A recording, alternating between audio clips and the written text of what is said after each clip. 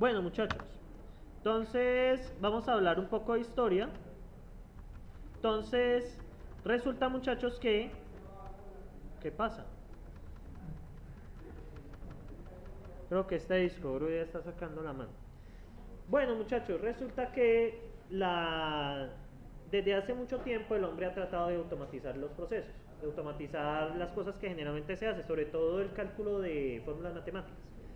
Por allá en el siglo XVIII, bueno, 19 realmente, a principios del 19, eso fue en 1815, si no estoy mal, el señor Charles Babbage diseñó una primera intento de máquina, realmente no era totalmente funcional, se supone que era para calcular raíces, porque pues las raíces son un problema difícil, ¿sí? Por ejemplo, deme la raíz de 35, ya muchachos, ¿cuál es la raíz de 35? Dos números multiplicados entre sí queden 35, eso es un problema difícil, ¿sí? Entonces, ¿qué pasa, muchachos? Desde hace mucho tiempo el hombre ha tratado de automatizar el cálculo de operaciones matemáticas. Este señor Charles Babbage pues hizo una primera máquina analítica para calcular módulos y módulos, recuerden que es el residuo de la división, y raíces. E inventó esta máquina que era un sistema de engranes, ¿sí? Y de palancas. Vale, pero esa máquina en sí mismo no hacía nada, ¿sí? Entonces, una colaboradora de este señor, la primera programadora, realmente la primera persona que programó fue una mujer, mis respetos, se llamaba Ada Lovelace, ¿sí? Y inventó este primer programa, ¿cierto? Este programa era para multiplicar dos números, ¿sí? Entonces, ¿cómo se hacía para ingresar los números? A través del sistema de engranes. ¿Y cómo se hacía a través del sistema? Y cómo ajustar las palancas para que efectivamente calculara la multiplicación y en la salida representara algo que fuese la multiplicación. Entonces, ella se inventó este programa, ¿cierto? Para calcular la multiplicación de dos números. Pero ustedes, ¿qué observan ahí? Un programa no necesariamente tiene que ser algo escrito en un computador. Puede ser, un programa es una secuencia de pasos. ¿Qué ven ahí? ¿Qué ven ahí en esa tarjetita? Es una secuencia de pasos. Primero, mueva tal cosa. Segundo, mueva tal engrane. Tercero, mueva tal palanca. Eso es una secuencia de programación. Eso es programación. Pero ¿qué pasa con esta máquina? Es una máquina manual. Aunque esta máquina, pues, desafortunadamente no fue perfecta y pues presentaba algunos errores de diseño. Pero fue un primer gran intento de generar algo que fuera programable, ¿sí? De algo que fuera programable. Y vale, muchachos. Después de ello, en la Segunda Guerra Mundial, ustedes creo que aquí hay que colocar algo más, en fin, durante los años 20 y los años 30 se diseñaron algunas máquinas pero mecánicas que podían calcular la multiplicación, o sea, realizar operaciones matemáticas entre números muy grandes. Ese era principalmente el objetivo de los computadores en sus inicios. Ahora, cuando ya entramos en la Segunda Guerra Mundial, la Segunda Guerra Mundial es de 1938 a 1945, hubieron 50 millones de muertos, pero gracias a esa guerra tenemos computadores, ya les explico por qué. Resulta que los mensajes militares se enviaban encriptados. ¿Cómo así que encriptados? O sea, yo no puedo enviarle un mensaje a si yo soy un general británico, pues no seamos alemanes sino británicos, que recuerden que la historia la cuentan los vencedores, entonces seamos británicos para no ser los malos. Resulta que yo como un general, digamos, comando central, yo soy un general británico que está en Francia y me están diciendo que avance a cierta ciudad, ¿cierto? Para tomarlo. Y el mensaje me lo envían, digamos, a través de un pájaro, a través de una paloma mensajera. ¿Qué problema hay con eso? Si el mensaje me lo envían escrito literal, pues si lo interceptan los alemanes, ¿qué pasa? Pues ya saben lo que yo voy a hacer, se pueden anticipar y pues sería problemático para mí, ¿cierto? Entonces el mensaje no me lo pueden enviar así, ese mensaje me lo deben enviar encriptado, ¿cierto? Si ustedes vieron por allá teoría de números en matemáticas discretas 1, realmente la criptografía nace de ahí, de las operaciones modulares, de operaciones entre números primos. Bueno, eso lo pueden explorar ustedes con las codificaciones que utilizan actualmente, dependen de aritmética modular y dependen de números primos, codificación RCA, etcétera, etcétera. Pero bueno, no vamos a eso. Entonces, los matemáticos de la época desarrollaron algoritmos para encriptar la información. Un algoritmo sencillo, no sé si ustedes jugaron en eso en el colegio, a enviarse notas con algún amigo o amiga, que era cambiar una letra por otra. Entonces yo, por ejemplo, le digo hola y cambio la H por una K, la A por una P. ¿Qué pasa cuando yo le envío ese mensaje a la persona? La persona, si conoce la regla de codificación, o sea, cómo se transforman las letras, pues yo entiendo el mensaje. Pero ¿qué pasa si el profesor intercepta el mensaje? Pues no lo va a entender, ¿cierto? Y ese es el chiste. No sé si jugaron eso. ¿No? Yo sí lo jugué. De hecho, varios compañeros jugaban. Era gracioso. Que uno podía enviar mensajes. Por ejemplo, la profesora está gorda. Pero obviamente a la profesora no le va a gustar que le digan que está gorda. Entonces pues nosotros cambiamos el sistema de mensajes. Y eso es criptografía básica. ¿Sí? Como cambiar una letra por otra. Ahora bien, pero resulta que si yo hago eso, ¿qué pasa con el enemigo? Ve el mensaje y ¿qué podría hacer? Empezar como a hacer tanteos y encuentra la regla. Muy fácil, ¿cierto? Y ya. Y lo puede codificar. Entonces, ¿qué pasa?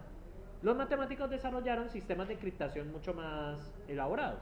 Por ejemplo, algunos basados en numeración, otros basados en números primos. Y uno de los legendarios, inventado en los años 30, fue la máquina Enigma. ¿La han escuchado? Que utilizaban los alemanes para decodificar mensajes. Eran sistemas de 3 engranes. Realmente el juego que yo les expliqué, los alemanes lo ampliaron al sistema de 3 engranes. ¿Cómo así? Yo podía cambiar una letra por otra, esa letra se cambiaba por otra y esa letra se cambiaba por otra. Y eso me daba una letra final. Pero ¿qué pasaba con eso? Como los engranes giraban, digamos una A cambió por una K, luego por una L y luego por una P. Y me imprimía una P. Pero ¿qué pasa? Si yo vuelvo a meter A, ya no me va a imprimir P. Como los engranes se han movido, ya va a imprimir otra letra. ¿Sí? Resulta que mediante ese sistema los alemanes lograron generar una encriptación que tenía 10.000 millones de posibilidades en base a la configuración de los engranes. Y cada mañana cambiaban la codificación. Realmente lo hacían a diario. ¿Sí? Porque pues realmente con mucho esfuerzo los matemáticos podían encontrar cuál es la codificación. ¿Sí? Haciendo un proceso de ingeniería inversa. Pero ¿qué pasa? Si yo cambio la codificación, ya los ingenieros tienen que volver a hacer el trabajo, o sea, me tiro el trabajo que han hecho los... Entonces, ¿qué pasa? Resulta ¿qué creen? ¿Cuál fue la mejor estrategia? Hacerlo manualmente fue inviable, porque si yo lograba codificar un mensaje, el otro día lo cambiaban y tenía que volver a hacer el esfuerzo. ¿Qué creen que usaron para eso? Una computadora programada. ¿Sí? Resulta que el señor Turing, a lo que le vemos las ciencias de la computación, diseñó una máquina junto a un equipo, ¿cierto? Eso fue un proyecto ultra secreto de los británicos. Diseñó una máquina que ya no, lo que hacía no era decodificar el mensaje, realmente decodificar el mensaje nunca fue el problema, sino encontrar la combinación de los engranes que hacía que ese mensaje fuera decodificado. O sea, realmente usted podía decodificar, era la combinación de los engranes. ¿Sí? Si usted encuentra la combinación de los engranes, ¿qué pasa? Pues puede decodificar cualquier mensaje. Y esa fue una de digamos, la primera computadora programada, ¿sí? Porque usted programaba los engranes y ella le podía decodificar. Bien, si ustedes vieron la película de Turing o no, ¿no? Deberían de vérsela. La máquina Enigma, hay muchas, pero la máquina Enigma. Lo único es que le meten ahí un espía ruso y una novia, pero bueno, ¿sí? Es que el señor no era, el señor murió pues por circunstancias extrañas, ¿sí? Véanse la historia de Alan Turing, ¿vale? A él le debemos lo que estamos haciendo acá. Ahora, si a usted no le gusta sistemas, pues ni modo, ¿sí? Bien, muchachos, después de la Segunda Guerra Mundial, a partir de la máquina Enigma, pues empezaron a evolucionar los sistemas de cómputo y así mismo los lenguajes de programación. Pero en los años 40, en los años 50, las máquinas eran de propósito matemático, es decir, no era para texto, no era para hacer carticas, nada de ese tipo de cosas, sino para resolver problemas matemáticos, como el tema de la encriptación. Y en 1949, la IBM, ¿cierto?, sacó los sistemas Univac, que eran sistemas programables, ¿sí? ¿Y qué pasa? En ese uno podía mediante palanca, mediante, ¿cómo es que se llaman esos que uno mueve? Ay, ¿cómo es que? Que uno puede mover, como una especie de, cuando uno puede mover de 0, 1, 2, 3. Bueno, en fin, que uno podía mover un sistema de numeración para programar la máquina. O sea, podía como ingresar un código. ¿Sí me hago entender? Entonces, ¿qué pasa, muchachos? Aquí nace uno de los primeros lenguajes de programación que se llama shortcut, ¿sí? Y observen, yo quiero hacer la expresión A es igual a B más C dividido B por C. Y observen cómo yo lo estoy ingresando. ¿Qué ven ahí? ¿Qué ven ahí, muchachos?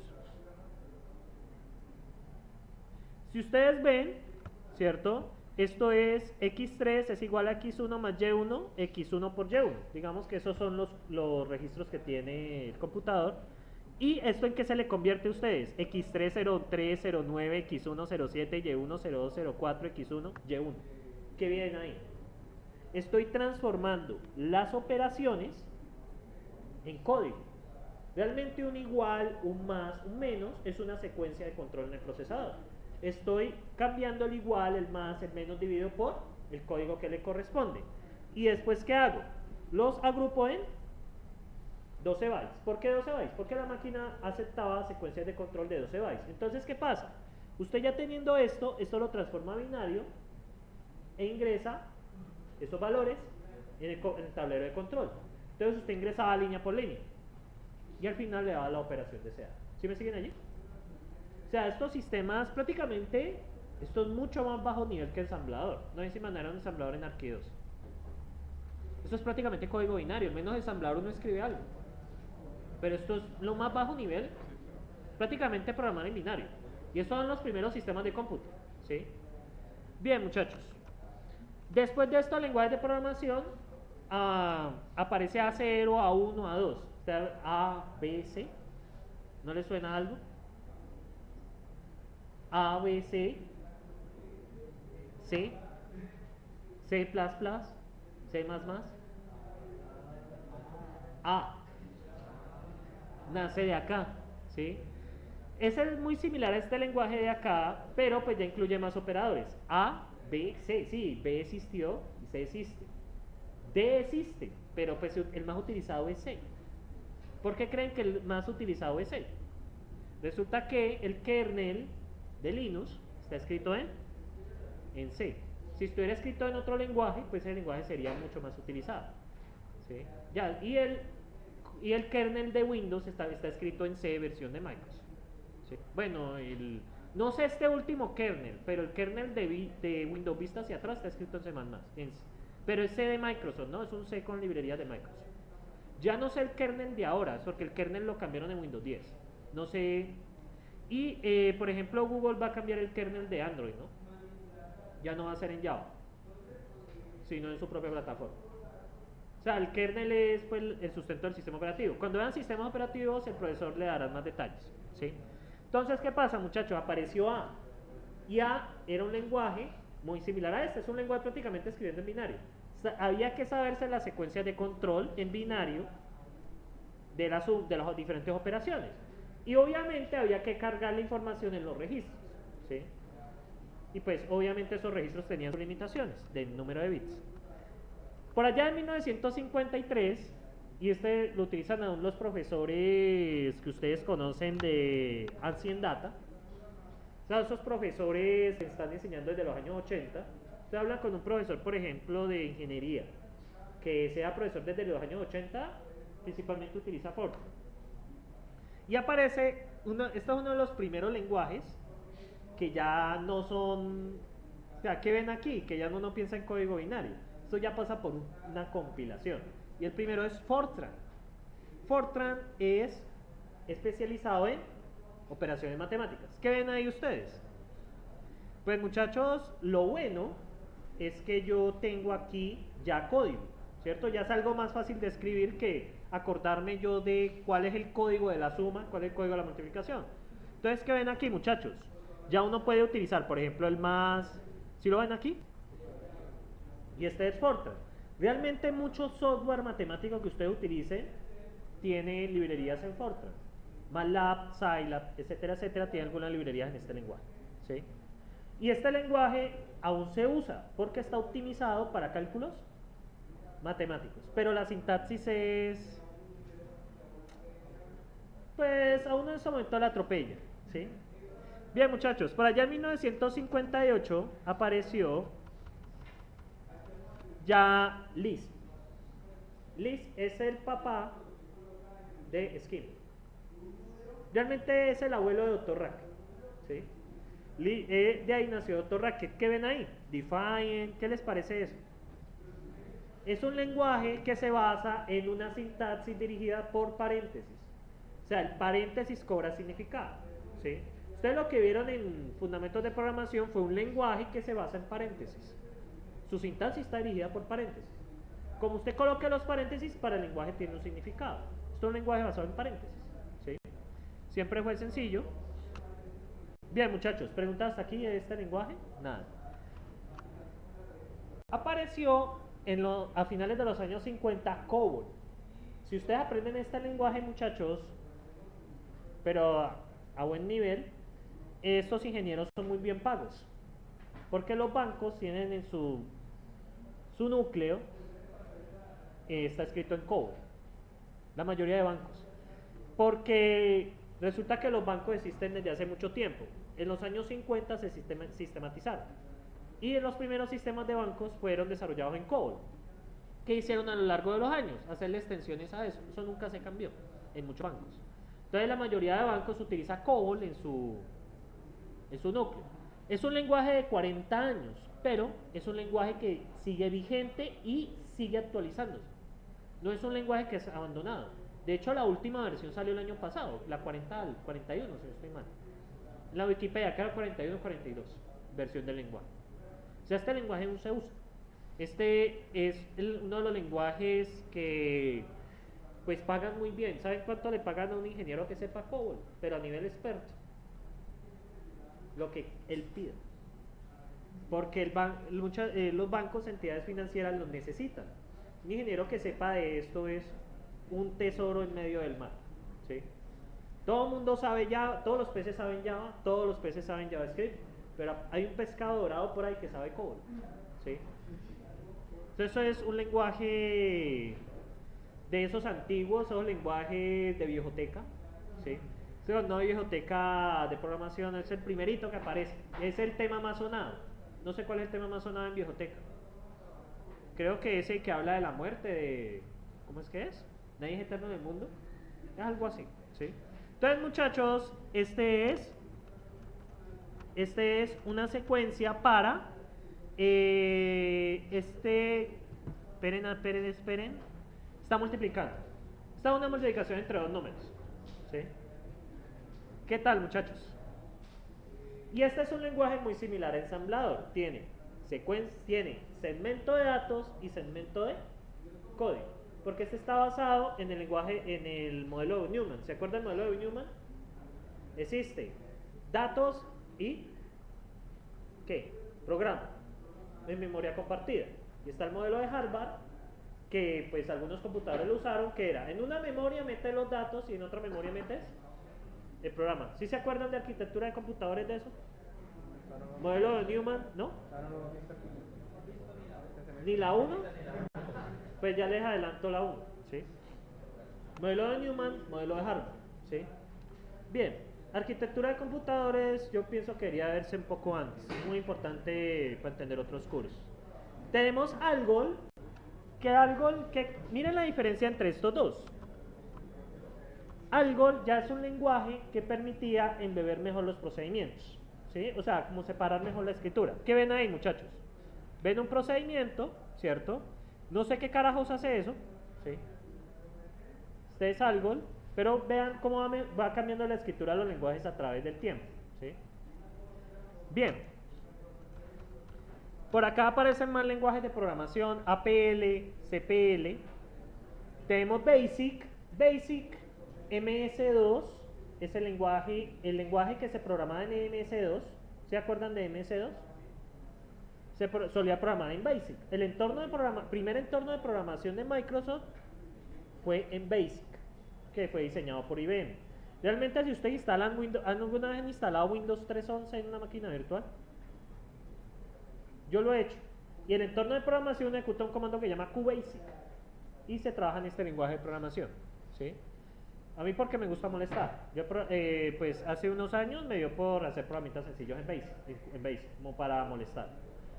Bien, luego tenemos, bueno, SPL, Algol, ¿cierto? Y tenemos, ahora sí, C, que ya es uno de los, ya es el lenguaje más extendido actualmente usado, es C solito. Luego aparece, el C solito es para gente que le pone el alma, y está C++ que facilita muchas cosas.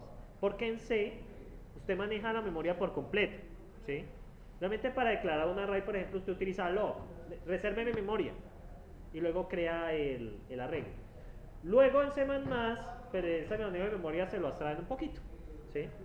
El C puro es el más rápido. De hecho, en maratones de programación, los equipos que quedan a nivel mundial utilizan C puro. ¿Por qué C puro? Porque es el más rápido, ¿sí? Entonces, uno de los lenguajes más rápidos que usted puede encontrar es C puro, ¿sí? Si usted ya tiene algo muy grande que hacer, quizás es la recomendación. Y C tiene una característica, no tiene objetos, es únicamente imperativo. ¿Qué quiere decir? Son estructuras de control y funciones, ¿sí? No tiene nada más. Usted no puede declarar objetos aquí.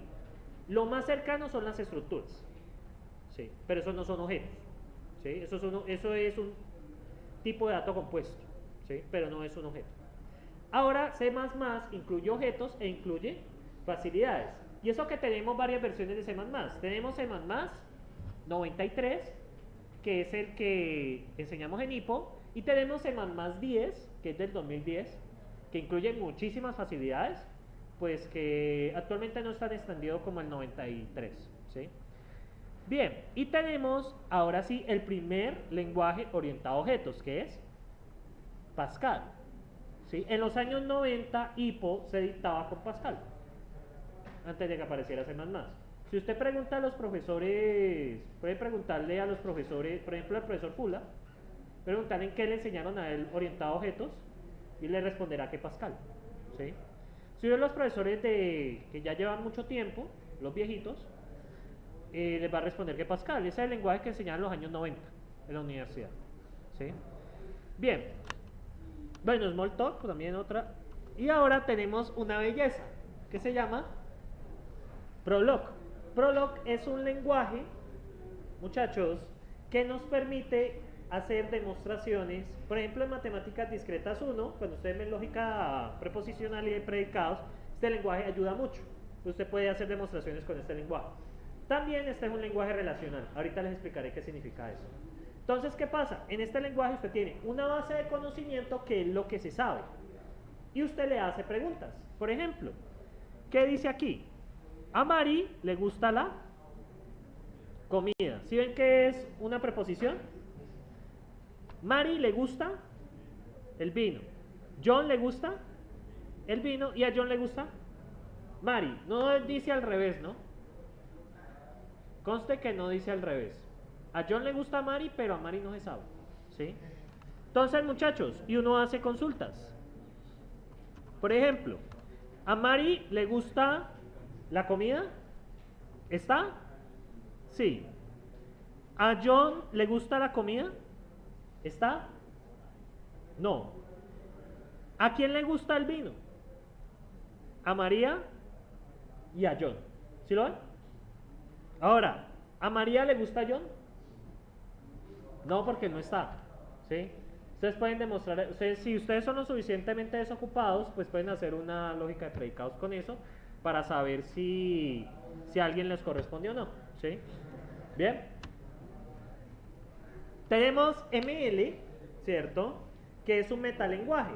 ¿Qué pasa, muchachos? Este lenguaje tiene la característica de que utiliza muchísimo azúcar sintáctico. ¿Qué quiere decir eso? Por ejemplo, un for yo lo puedo escribir en poquitas líneas, ¿sí? Por ejemplo, Ruby es otro lenguaje que utiliza mucho azúcar sintáctico. Azúcar sintáctico, como les digo, es evitar escribir mucho código, básicamente, ¿sí? Es una compresión. Entonces, muchachos, esta es una función que invierte una cadena de caracteres, ¿sí? ¿Vale? Ustedes observan que es muy comprimido, ¿sí? Eso es esta característica de este lenguaje, pero se llama metalenguaje, ¿sí? Bien, tenemos Scheme, fue inventado en 1975, ¿sí? SQL en 1978 y actualmente se sigue usando. Las bases de datos relacionales pues son muy útiles para la mayoría de problemas que se tienen. Tenemos ADA en 1983 y tenemos C++. Hay algo que quiero devolverme. Resulta que en el año 2010 murió Steve Jobs, ¿ustedes se acuerdan de eso? Y hubo mucha gente que escribía que existieron dos manzanas, ¿no vieron ese estado? Que hubieron dos manzanas, que la que cayó de Newton y la manzana de Apple. Hubo mucha gente que sacó ese tipo de estados. Yo me quedé callado porque resulta que primero Apple no me gusta por muchísimas razones de patentes. Realmente ustedes se van a dar cuenta que los smartphones tienen limitaciones por culpa de Apple, por unas patentes, patentan unas cosas que uno da miedo. Y la otra es ¿cuál es el aporte de Apple a la humanidad? Hablando seriamente. Si me van a decir que los sistemas de ventanas, los sistemas con interfaces, qué pena, pero eso venía antes de ellos. Realmente Steve Jobs se lo compró a otro y Microsoft se lo robó, ¿sí? Cosa que estoy bromeando con los estudiantes, ¿no? Bien, entonces, ¿qué más les puedo decir? Resulta que este señor Dennis Ritchie murió 2 semanas después de que murió Steve Jobs y nadie se acordó de él. ¿Cuál es el aporte de la computación de C? Muchachos, casi todo lo que usamos está escrito en ese lenguaje, por debajo, los sistemas operativos. Sin C, muchachos, no existiría Linux. Sin C no existe Windows, ¿sí? Y ese señor no se acordó nadie. ¿Ya? Entonces, digamos que es mi pequeña queja con bueno, Steve Jobs pues hizo aporte a una empresa y este señor Dennis Ritchie pues dio un gran aporte a los sistemas informáticos con la creación de C, ¿sí? Bien, dejando la nota triste al lado, tenemos Erlang, que es un lenguaje orientado a procesos y orientado a concurrencia. Este lenguaje también es importante aprenderlo porque en los sistemas distribuidos, los sistemas de la nube, se programa muchísimo en Erlang y en Haskell. Esos son los dos lenguajes por excelencia de sistemas distribuidos, Erlang y Haskell. Porque son muy fácil, uno puede hacer concurrencia con ellos y muy fácil puede procesar flujos de datos. ¿Qué es un flujo de datos? Ustedes están acostumbrados, muchachos, que una variable solo es un dato y ya, ¿sí? Pero ¿qué es un flujo? No es que es información que está llegando constantemente, ¿sí? Y ahí ya cambia la forma de programación. Estos dos lenguajes pueden trabajar con flujos muy fácilmente, flujos de información. Bien, tenemos otros como Python, Lua, Java, Delphi, JavaScript, PHP, Revolve, Visual Basic, Mozart, Ruby, entre otros, que eso apareció en los años 90. Y tenemos C#, .NET, J, miren que ya hay, o sea, hay C, hay D, hay E, hay F, hay G, hay H, hay I y hay J. Está J, está Scala, que es una belleza, cogieron a Java y lo volvieron bonito, Factor y otros a partir del año 11, ¿sí? Vean, muchachos, preguntas sobre los lenguajes de historia. Ya terminé de historia. ¿Preguntas? Nada, bueno.